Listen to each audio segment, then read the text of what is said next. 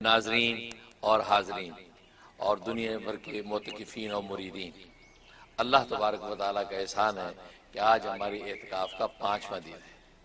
ابھی ہم عصر کی نماز سے فارغ ہوئے ہیں۔ اب عصر کے بعد انشاءاللہ کچھ اجتماعی اور کچھ انفرادی معمولات ہوں گے۔ جہاں تک اجتماعی معمولات کا تعلق ہے، سب سے پہلے انشاءاللہ تاریخ مشائخ چشت کی تعلیم ہوگی۔ مختصر تعلیم کے بعد نماز عصر کی دعا ہوگی۔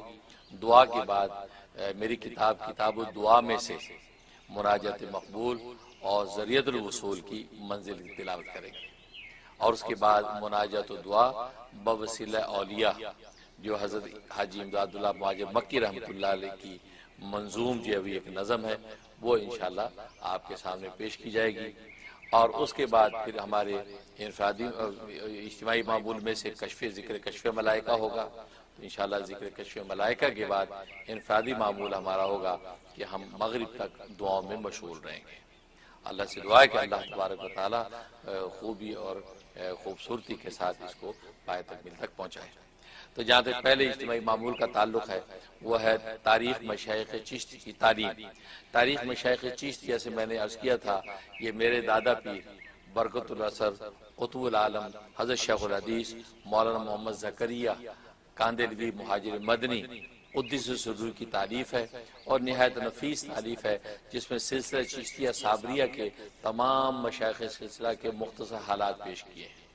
تو اس میں سے آج ہم جو خواجہ عبدالواحد ابن زید ابو الفضل قدس سرور کے حالات جو ہے وہ ذکر کریں گے۔ تو حضرت شیخ لکھتے ہیں کہ آپ خواجہ حسن بصری رحمۃ اللہ علیہ کے اجل خلفاء میں سے ہیں۔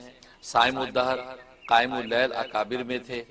3 روز بعد افطار فرماتے اور پھر بھی 3-4 لقموں سے زیادہ تناول نہ فرماتے، یعنی یہ عالم تھا، یعنی افطار روزہ رکھتے اور افطار بھی معمولی چند لقموں سے، اور زہد کا غلبہ اس قدر تھا کہ جو کچھ پاس ہوتا تھا سب خدا کے راستے میں خرچ کر دیتے تھے۔ دینار و درہم اگر کسی کے دینے کے واسطے بھی ہاتھ میں لیتے تھے تو ہاتھ دھویا کرتے تھے۔ اللہ اکبر، کیا زہد کا عالم ہے کہ دینار و درہم کی بو جو ہے وہ بھی ہاتھوں میں نہ رہے، چاہے کہ دینار و درہم رہ جائے تو گویا کہ ان کو بھی دھو لیا تاکہ ان کی بو بھی نہ رہے۔ اللہ اکبر۔ ماوا و ملجا فقہا امام اعظم امام ابو حنیفہ رحمہ اللہ تعالی کے شاگرد بھی ہیں۔ سبحان اللہ۔ بیعت سے قبل 40 سال تک مجاہدات میں مشغول رہے۔ علوم ظاہریہ میں بھی حضرت امام حسن رضی اللہ تعالیٰ عنہ کے شاگرد ہیں، اور حضرت علی کرم اللہ وجہہ سے بھی شرف تلمذ حاصل ہے، یعنی اتنی اونچی نسبت ہے۔ سلوک میں آپ کی ابتدا اس طرح پر ہوئی کہ آپ کے غلام تھا، جس سے اس معاہدے پر کہ رات کے وقت مجھے رخصت دے دی جائے، رات کیول 1 دینار دوں گا، یعنی غلام نے کہا کہ رات کو میں کام نہیں کروں گا، لہذا آقا سلامت اس کام نہ کرنے کی عوض 1 درہم کو دیا کروں گا۔ یہ غلام نے معاہدہ کیا، اپنے آپ کو رات کی حاضری سے مستثنی کر لیا تھا۔ کسی شخص نے آپ سے شکایت کی کہ وہ رات کو زرگری کا کام کرتا ہے، یعنی پیسے بنانے کا کام کرتا ہے، زرگری کا کام کرتا ہے۔ بعض لوگوں نے لکھا کہ شکایت اس امر کی تھی کہ رات کو مردوں کا کفن چراتا ہے، یہ جو رات کو غائب ہو جاتا ہے تو یہ چوری چکاری کرتا ہے، بلکہ مردوں کے کفن چراتا ہے۔ وہ زمانہ تو اتنی افلاس و غربت کا تھا کہ مردے کا کفن نکال کے لوگ جو وہ کہتے ہیں کہ اپنا گزارا کرتے تھے، بیچ دیتے تھے، کوئی 2-4 درہم مل جاتے تھے، تو کہ مردوں کو بھی چھوڑتے تھے، زندہ تو دور کی بات۔ آپ نے امتحان کے لیے ایک شب اس کا تعاقب کیا۔ وہ غلام تھوڑی دور جا کر ایک قبرستان میں پہنچا اور وہاں نماز میں مشغول ہو گیا۔ صبح تک نماز پڑھتا رہا، کمال ہے، اور صبح کے وقت دعا مانگی اور پھر یہ عرض کیا، اے میرے بڑے سردار، میرے چھوٹے سردار کی اجرت بھی دے دے۔ اللہ اکبر، بڑے سردار سے چھوٹے سردار کی اجرت مانگ رہا ہے۔ اے میرے بڑے سردار، میرے چھوٹے سردار کی اجرت بھی دے دے۔ اس پر 1 دینار اس کے ہاتھ میں آ گیا، یعنی دعا مانگ رہا، دینار ہاتھ میں گرا۔ وہ لے کر چلا آیا، مگر یہ وہیں چھپے رہے اور وضو کر کے اپنے خیال کی استغفار میں 2 رکعت صلاۃ التوبہ پڑھی، یعنی صلاۃ التوبہ پڑھی کہ میں دیکھو اس کے بارے میں ایسا سوچا، اور یہ تو اللہ کا ایسا بندہ ہے کہ اللہ کی عبادت میں لگا رہتا ہے قبرستان میں، اور واقعی قبرستان سے زیادہ اچھی اللہ کی عبادت کی جگہ ہے کیا کہ سامنے قبریں موجود ہیں اور انسان جو ہے اللہ کے سامنے عبادت کر رہا ہے، اور موت کا تصور، آخرت کا تصور بالکل زندہ اس کے سامنے کھڑا ہے۔ تو نماز کا عالم کیا ہوگا، توجہ اللہ اور گرہ زاری کی کیا کیفیت ہوگی۔ تو اس کے بعد دعا کر کہ اللہ آپ ہی اجرت دے دے، دینار ہاتھ میں گر رہا ہے۔ خیر حضرت نے جو توبہ کی اور نیت کر لی کہ اس کو آزاد کر دوں گا۔ صبح کو وہاں کے لوگوں سے تحقیق کیا تو معلوم ہوا کہ ان کا مکان 2 سال کے راستے پر ہے، 2 سال کے راستے پر ہے، متحیر ہوئے۔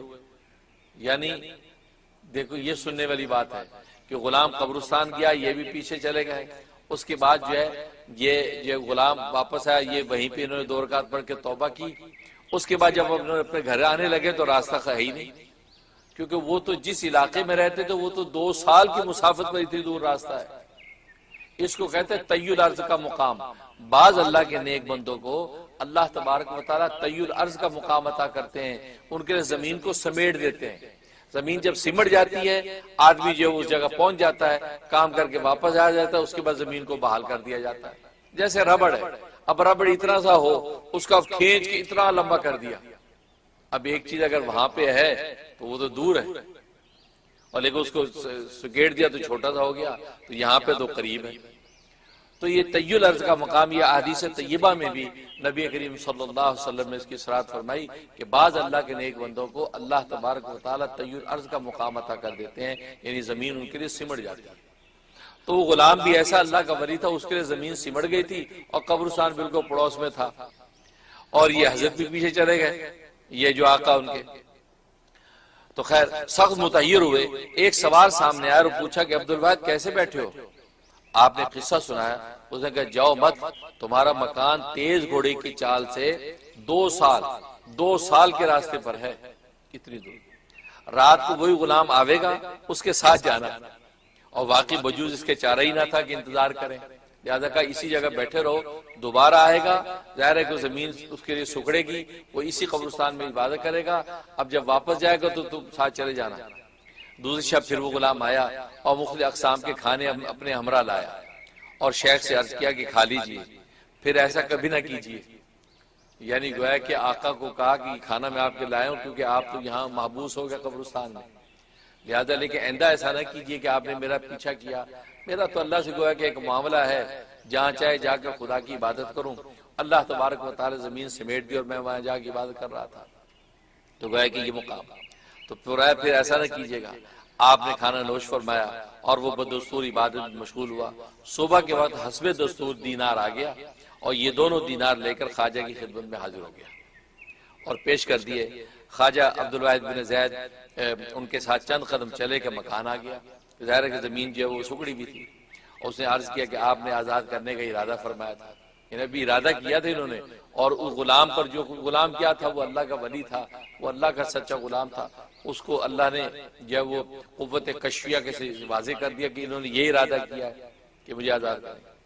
تو اس نے کہا کہ آپ نے آزاد کرنے کا ارادہ فرمایا تھا، آپ نے تسلیم فرمایا اور آزاد کر دیا۔ اسے بہت شکریہ ادا کیا اور ایک پتھر یا چند کنکریاں باقی آزادی نظر کر دیں اور غائب ہو گیا۔ کوئی پتھر یا کنکریاں میں سے دے دی ہیں نظرانے کے طور پہ، جی شکریہ آپ نے مجھے آزاد کیا۔ صبح کو اٹھ کر دیکھا تو وہ بڑے قیمتی جواہر تھے، وہ کنکریاں کیا تھی، وہ جواہرات بن گئے، وہ قیمتی پتھر کیا تھے، ہیرے تھے، تو وہ جناب وہ قیمتی جواہر تھے، ان کو فروخت کیا اور فقراء کو تقسیم کر دیا، جو ملا سب فقراء کو تقسیم کر دیا، اور اسی وقت سے ترک دنیا شروع کر دی۔ یہ وہ سبب بنا، یہ وہ موجب بنا کہ جس کی وجہ سے حضرت شیخ عبدالواحد بن زید یہ جو للہیت کے راستے پہ آ گئے اور ولایت و معرفت اور دنیا کی حقیقت دل سے نکل گئی اور ولایت و معرفت کی طرف چلے گئے۔ شیخ عبدالواحد فرماتے ہیں کہ ایک دفعہ میری پنڈلی میں درد ہوا، اس کی وجہ سے نماز پڑھنے میں بڑی تکلیف ہوتی تھی۔ ایک رات جو میں نے نماز کے لیے اٹھا تو اس میں سخت درد ہوا اور بمشکل نماز پوری کی اور چادر سرہانے رکھ کر سو گیا۔ خواب میں کیا دیکھتے ہیں، ایک لڑکی چند لڑکیوں کے ہمراہ میرے پاس آ کر بیٹھی، بقیہ لڑکے اس کے پیچھے بیٹھی، ان میں سے ایک کو اس نے کہا اس شخص کو اٹھاؤ، مگر دیکھو بیدار نہ ہونے پائے، چنانچہ وہ سب کی سب میری طرف متوجہ ہوئی اور سب نے مل کر مجھے اٹھایا۔ پھر اس نے کہا کہ ان کے لیے نرم نرم بسترے بچھاؤ اور تکیے رکھو۔ انہوں نے 7 بسترے اوپر نیچے اور اس پر بہت خوبصورت سبز رنگ کے تکیے رکھے۔ ایسے بستر اور تکیے میں نے عمر بھر کبھی نہیں دیکھے۔ خواجہ عبدالواحد بن زید فرماتے ہیں کہ ایسے بستر تکیے میں نے دیکھے۔ پھر حکم دیا کہ اس کو فرش پر لٹا دو، مگر دیکھو اس کی آنکھ نہ کھلے۔ اس کے کہنے کے مطابق انہوں نے مجھے بستر پہ لٹا دی، فرش یعنی بستر، تو یہ وہ اس پر لٹا دیا۔ میں ان کو دیکھتا رہا، ان کی باتیں سنتا رہا، پھر اسے حکم دیا کہ ان کے لیے چاروں طرف پھول رکھو۔ ان سب نے میرے چاروں طرف پھول رکھ دیے۔ پھر وہ لڑکی میرے پاس آئی اور اپنا ہاتھ اس درد کی جگہ پر رکھا اور ہاتھ سے سہلایا، پھر کہنے لگی کھڑا ہو، نماز پڑھ، حق تعالیٰ نے تجھے صحت دے دی۔ اس کا یہ کہنا تھا کہ میری آنکھ کھل گئی، میں نے اپنے آپ کو تندرست پایا۔ اللہ اکبر، سبحان اللہ، تندرست پایا۔ اور وہ دن سے آج کا دن ہے، میں کبھی بیمار نہیں ہوا، کبھی بیمار نہیں ہوا، ہمیشہ صحت مند۔ اور میرے دل میں اب تک اس کے اس جملے کی حلاوت موجود ہے کہ کھڑا ہو، نماز پڑھ۔ اللہ اکبر، کھڑا ہو، نماز پڑھ، اللہ تعالیٰ تجھے شفا بخشی۔ حکم بھی کیا دیا؟ کھڑے ہو کے نماز میں کھڑا ہو جا، اللہ کے سامنے پیش ہو جا۔ تو یہ حضرت خواجہ عبدالواحد ابن زید فرماتے۔ اس کے بعد مزید اور حالات بھی ہیں جو انشاءاللہ جو ہے وہ آئندہ تعلیم میں پیش کروں گا۔ اللہ سے دعا ہے کہ اللہ تبارک و تعالیٰ ان اولیاء کاملین کے نقش قدم پر چلنے کی توفیق عطا فرمائے۔ اب نماز عصر کی اجتماعی دعا کر لیں۔ ربنا تقبل منا انک انت السمیع العلیم وتب علینا انک انت التواب الرحیم۔ یا اللہ ہمارے گناہوں کو معاف فرما، یا اللہ ہماری خطاؤں سے درگزر فرما، یا اللہ بھی ہم نے عصر کی نماز پڑھی ہے، یا اللہ عصر کی نماز کے پورے انوارات ہمیں عطا فرما۔ یا اللہ یہ شہود ملائکہ کا وقت ہے، ملائکہ آتے ہیں یا ڈیوٹیاں تبدیل ہوتی ہیں اس وقت میں، یا اللہ ملائکہ ہمارے پاس آئیں، ہم سے ملاقات کریں، مصافحہ کریں، اور ہمارے بارے میں تیرے سامنے اچھی گواہی دیں۔ یا اللہ ہمارے بارے میں اچھی گواہی دیں، یا اللہ ان کی گواہی کو ہمارے حق میں قبول و منظور فرما۔ یا اللہ اس نماز کی پوری برکات ہمیں عطا فرما۔ یا اللہ ہمارے اعتکاف کا 5واں دن ہے، یا اللہ ہمارے اعتکاف کے شب و روز کو قبول و منظور فرما، کمی بیشی کو معاف فرما۔ یا اللہ گھروں میں محبوس ہو گئے کورونا وائرس کے مرض کی وجہ سے، لہٰذا گھروں میں بیٹھ کے یا اللہ اس تربیتی اعتکاف کو جو ہم سر انجام دے رہے ہیں، اگرچہ مسنون اعتکاف تو مسجدوں میں ہوتا ہے مردوں کے لیے، لیکن ہم تو گھروں میں محبوس ہیں، ہم مسنون اعتکاف تو نہیں کر پا رہے، لیکن گھروں میں مرد بھی بیٹھ کے یا اللہ تربیت لے رہے ہیں، یا اللہ تجھے پانے کی کوشش کر رہے ہیں۔ ہاں خواتین جو گھروں میں بیٹھی ہیں ان کا گھر تو مسنون، ان کا اعتکاف تو گھر میں ہی مسنون ہوتا ہے، یا اللہ ان کے اعتکاف کو قبول منظور فرما۔ یا اللہ ہماری لت سے خطائیں معاف فرما۔ وصلی اللہ تعالی علی خیر خلقہ محمد و آلہ و اصحابہ اجمعین برحمتک۔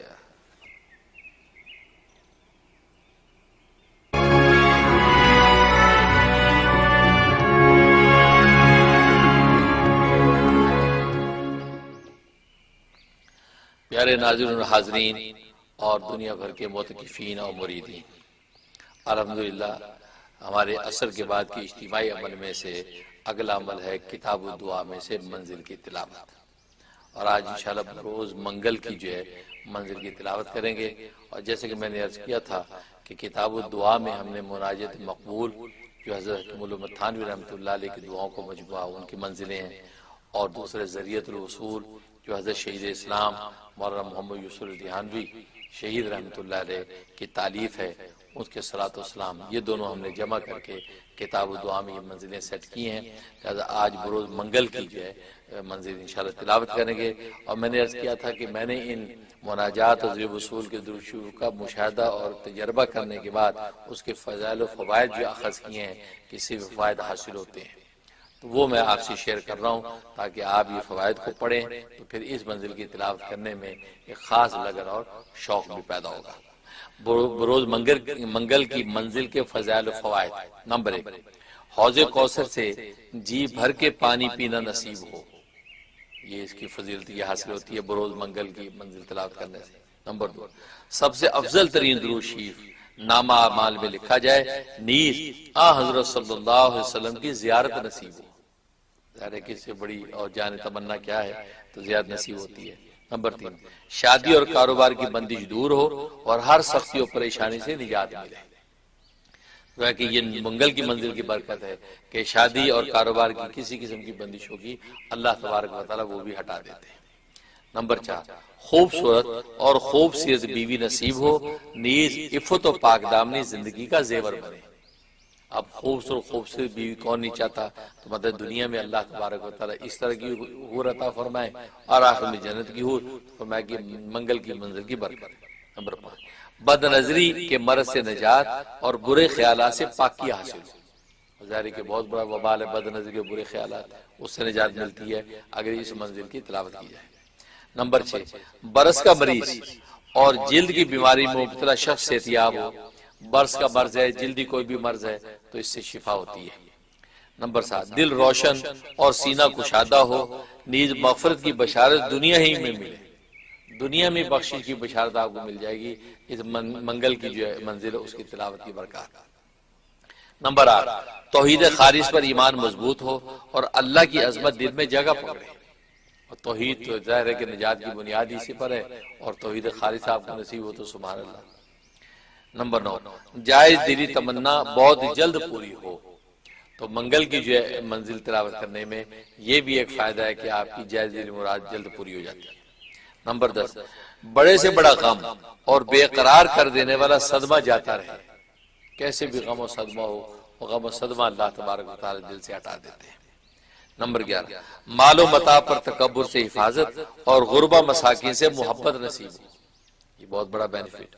نمبر 12، قبر کی سختی سے حفاظت اور منکر نکیر کے سوالات میں کامیابی ہو، تو گویا کہ یہ جو ہے شاندار جو ہے نفع جو ہے اس سے حاصل ہوتا ہے۔ اب اس کے بعد جو درود شریف ذریعہ اصول میں سے جو ہم نے چیزیں درود شریف لی ہیں وہ تلاوت ہوں گے، پھر آگے جو مناجات مقبول کی دعائیں۔ بسم اللہ الرحمن الرحیم۔ المنزل السادس یوم الثلاثاء، چھٹی منزل جو وہ بروز منگل۔ اللہم اجعل صلواتک و برکاتک علی محمد کما جعلت علی ابراہیم انک حمید مجید۔ السلام علیک ایھا النبی ورحمۃ اللہ وبرکاتہ ومغفرۃ اللہ ورضوانہ۔ اللہم اجعل محمد من اکرم عبادک علیک ومن ارفعہم عندک درجہ واعظمہم خطرہ وامکانہم عندک شفاعہ۔ اللہم اتبعہ من امتہ وذریتہ ما تقر به عینہ وجزی عنا ما خیر ما جزیت نبیا عن امتہ وجزی الانبیاء كلهم خیرا وسلام علی المرسلین والحمد للہ رب العالمین۔ اللہم صلی علی محمد وعلی آل محمد واصحابہ واولادہ واہل بیتہ وذریتہ ومحبہ واتباعہ واشیاعہ وعلینا معہم اجمعین یا ارحم الراحمین۔ اللہم صلی علی محمد وعلی آلہ واصحابہ واولادہ وازواجہ وذریاتہ واہل بیتہ واصحابہ وانصارہ واشیاعہ ومحبہ وامتہ وعلینا معہم اجمعین یا ارحم الراحمین یا ارحم الراحمین۔ اس کے بعد مناجات مقبول کی دعائیں۔ فرماتے قال اللہ عز و جل وقال ربکم ادعونی استجب لکم۔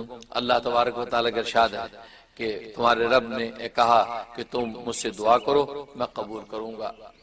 وقال علیہ السلام ان الدعاء مخ العبادہ، رسول اللہ صلی اللہ علیہ وسلم نے فرمایا دعا عبادت کا مغز ہے۔ بسم اللہ الرحمن الرحیم۔ اللہم لک صلاتی و نسکی و محیای و مماتی و الیک مآبی و لک ربی تراسی۔ اللہم انی اسألک من خیر ما تجیء بالریاح۔ اللہم اجعلنی اعظم شکرک و اکثر ذکرک و اتبع نصیحتک و احفظ وصیتک۔ اللہم ان قلوبنا و نواسینا و جوارحنا بیدک لم تملکنا منها شیئا و اذا فعلت ذلك فكن انت ولينا واهدنا الى سواء السبيل۔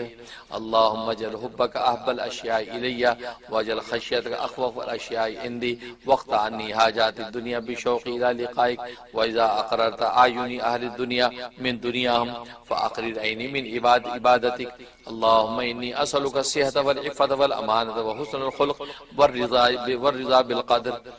اللهم انی اسألک الصحة والعفة والامانة وحسن الخلق والرضا بالقدر۔ اللهم لك الحمد شکرا ولك المن فضلا۔ اللهم انی اسألک التوفیق لمحابك من الاعمال وصدق التوکل علیک وحسن الظن بک۔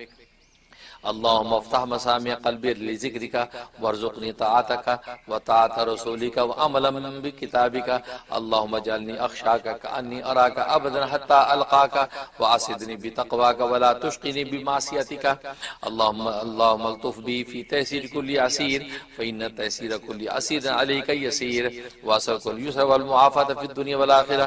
اللهم اعف عني فإنك عفو كريم۔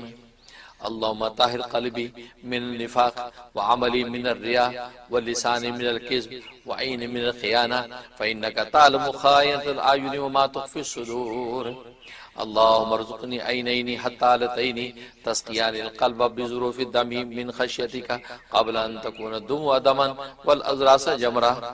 والأزراس جمرة اللهم عافني في قدرتك وادخلني في رحمتك واقضي أجلي في طاعتك واختم لي بخير عملي واجعل سبابه الجنة اللهم فارج الهم كاشف الغم مجيب دعوة المضطرين رحمن الدنيا ورحيمها أنت ترحمني فارحمني برحمة تغنيني بها عن رحمة عمن سواك اللهم إني أسألك من فجاءة الخير وأعوذ بك من فجاءة الشر اللهم أنت السلام ومنك السلام وإليك يعود السلام وأسألك يا ذا الجلال والإكرام أن تستجيب لنا دعوتنا وأن تعطينا رغبتنا وأن تغنينا عمن أغنيته من خلقك اللهم اغفر لي واغفر لي اللهم اغفر لي واغفر لي اللهم اغفر لي واغفر لي اللهم اغفر لي واغفر لي اللهم ارزقني بقضائك وبارك لي فيما قدر لي حتى لا أحب تعجيل ما أخرت ولا تأخير ما عجلت اللهم لا عيش إلا عيش الآخرة اللهم أحيني مسكينا وأمتني مسكينا واحشرني في زمرة المساكين اللهم اجعلني من الذين إذا أحسنوا استبشروا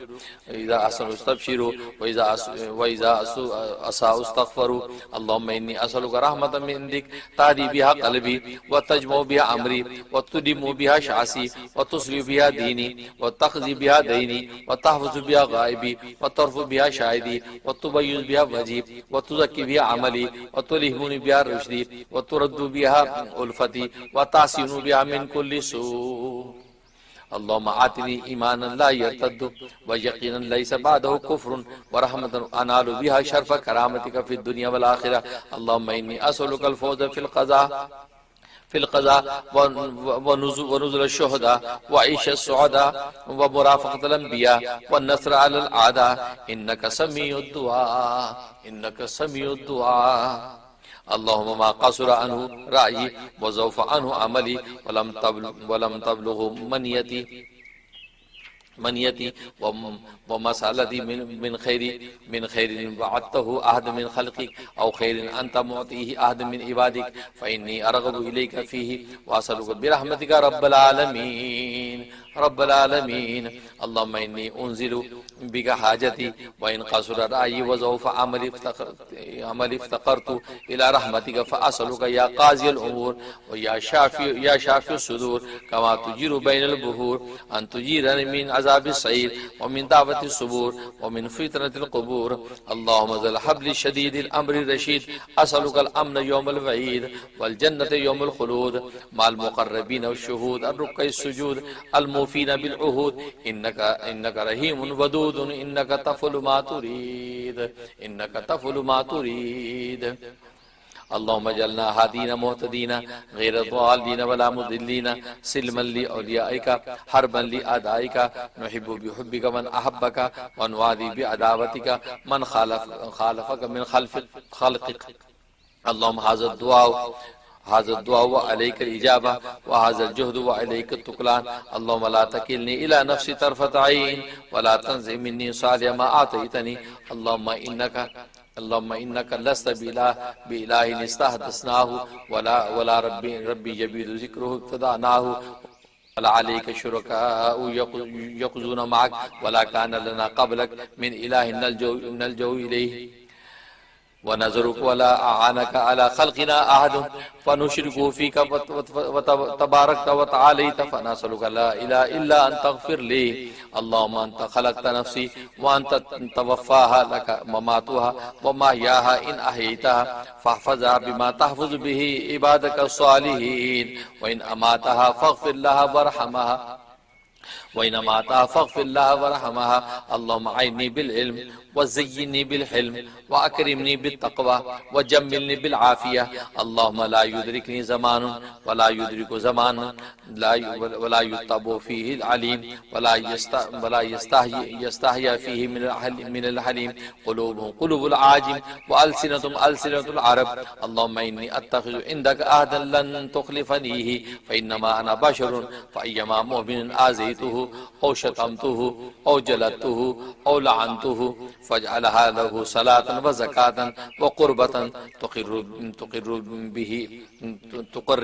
تقربه بها إليك صلاة وزكاة وقربة تقربه بها إليك اللهم إني أعوذ بك من البرص ومن الشقاق والنفاق وسوء الأخلاق ومن شر ما تعلم وأعوذ بالله من حال أهل النار ومن النار وما قرب إليه من قول أو عمل ومن شر ما أنت آخذ بناصيته أو أعوذ بك من شر ما في هذا اليوم وشر ما بعده ومن شر نفسي ومن شر الشيطان وشركه وأن نقترف على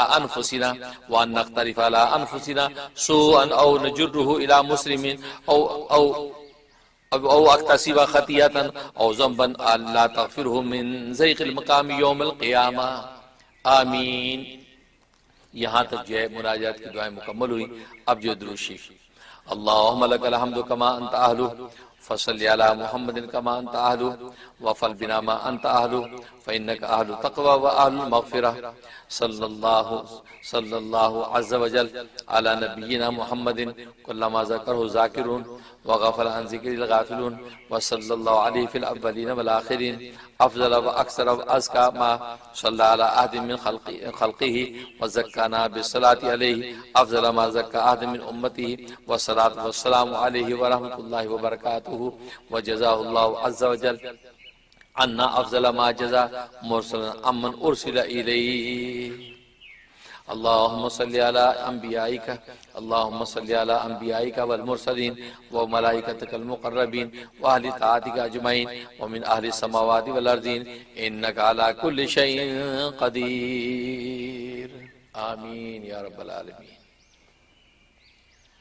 یہاں تک مناجات مقبول اور زید وصول سے مشترکہ جو منزل تھی منگل کی پوری ہوئی.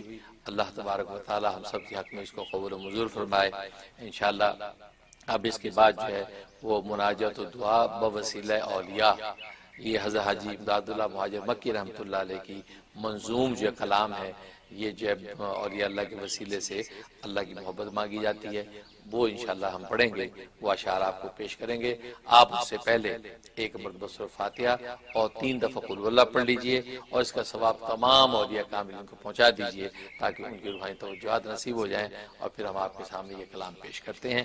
اللہ تبارک و تعالیٰ قبول فرمائے.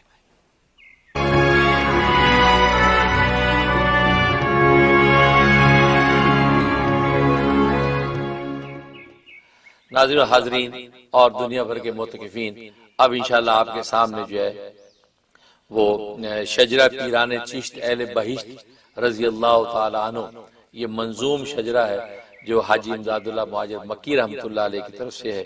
شروع کے بعض چند اشعار جو ہے وہ ہمارے ایک مرید ہیں جناب ڈاکٹر الطاف کریم، انہوں نے جو ہے وہ کچھ ایڈ کیے ہیں اشعار، اور اس کے علاوہ باقی شروع کا اور باقی بعد کا سارا جو ہے وہ منظوم جو کلام وہ حاجی امداد اللہ مہاجر مکی رحمۃ اللہ علیہ کا ہے.